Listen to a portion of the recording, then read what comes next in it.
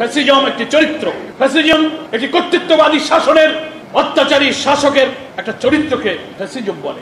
একজন ফ্যাসিস্ট গেলেও এই দেশ থেকে ফ্যাসিজমের বিদায় হয় নাই। যে জুলাই ছাত্র গণ অভ্যুত্থানের বার্ষিকী আমরা পালন করছি, এটা কেন হয়েছিল? সবাই আমরা বক্তব্যে বলি এটা ছিল গণ আকাঙ্ক্ষার প্রতিফলন।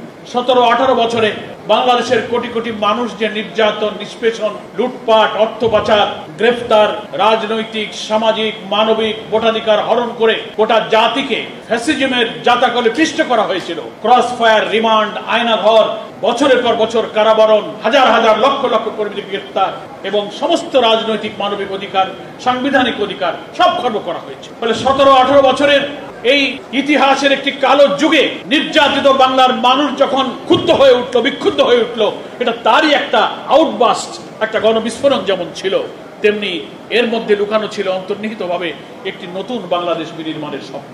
যারা বিদায় নিয়েছেন, কারাগারে নিহত হয়েছেন, ফাঁসিতে জীবন দিয়েছেন, গুলির সামনে বুক চেটিয়ে আবু সাইদ মুগ্ধদের মতো যারা বাংলাদেশকে বিজয়ী করে ফ্যাসিবাদকে পরাজিত করেছে, আজকে ঐতিহাসিক অবদানে তাদেরকে আমি শ্রদ্ধার সাথে স্মরণ করছি।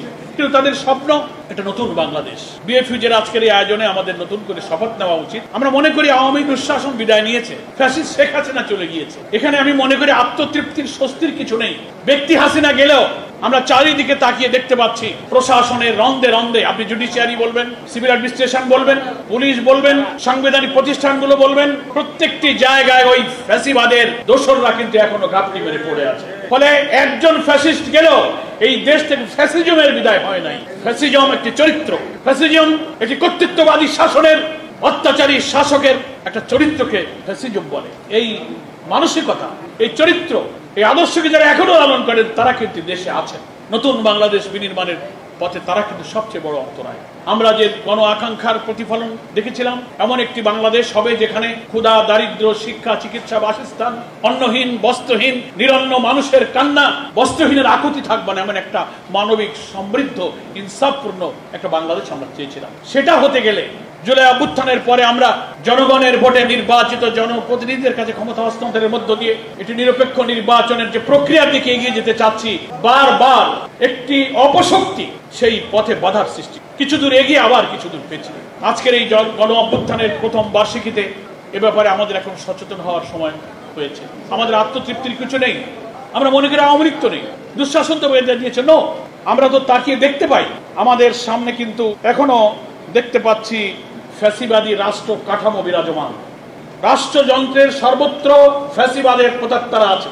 দিল্লির আধিপত্যবাদের কালো থাবা এখনো চতুর্দিক থেকে চেয়ে বসছে। ব্যবসা, বাণিজ্য, রাজনীতি, আন্তর্জাতিক নীতি, কূটনীতি, ইভেন সামনের নির্বাচন নিয়ে জনগণের আকাঙ্ক্ষাকে কি করে ধুলায় মিশিয়ে দেওয়া যায় তার চক্রান্ত এখনো কিন্তু বিদ্যমান।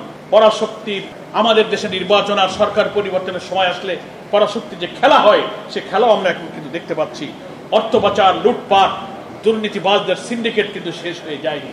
ফলে আমাদের জাতীয় ঐক্যের যে কমন ইস্যু, শুধু আওয়ামী লীগ নেই বলেই আমাদের মধ্যে বিভেদ থাকবে, অনৈক্য থাকবে, যার যার হয়ে যাব।